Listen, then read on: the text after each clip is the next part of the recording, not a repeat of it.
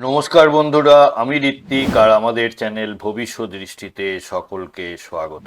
বন্ধুরা, 12তম ঘর বা দ্বাদশ ভাব, এই ভাব থেকে আমরা পাই মোক্ষ, ব্যয়, বিদেশ এবং আমাদের সাবকনসিয়াস মাইন্ড বা অবচেতন মন।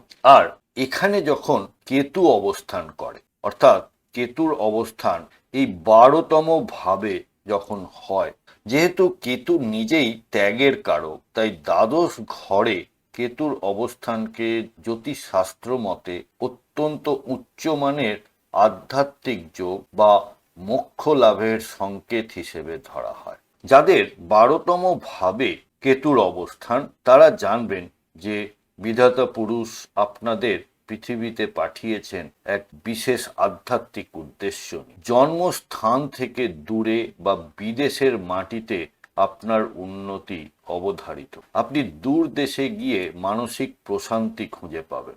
আপনার স্বপ্নগুলো খুব সাধারণ নয়।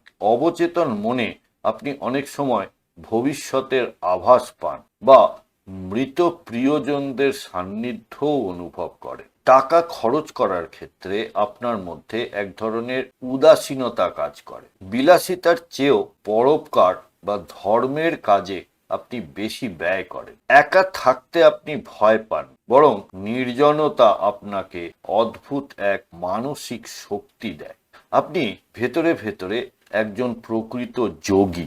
দ্বাদশ ভাবের কেতু আপনাকে জাগতিক মায়া কাটিয়ে পরম সত্যের পথে নিয়ে যায়। আপনাদের যাদের 12তম ভাবে কেতু অবস্থান করছে, প্লিজ আমাকে কমেন্টে জানাবেন যে আপনারা জীবনের অভিজ্ঞতা কেমন। আপনিও যদি কেরিয়ার বা রিলেশনশিপ বা যে কোনো সমস্যায় ভুক্তভোগী হয়ে থাকেন, তাহলে জ্যোতিষীয় পরামর্শের জন্য ভবিষ্যৎ দৃষ্টির সাথে যোগাযোগ করতে পারেন।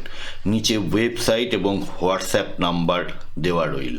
বন্ধুরা, ভিডিওর কন্টেন্ট ভালো লাগলে লাইক, কমেন্ট, শেয়ার করতে ভুলবেন না। আর এই ধরনের ভিডিও আরও দেখতে প্লিজ চ্যানেলটি সাবস্ক্রাইব করবেন। অনেক ধন্যবাদ।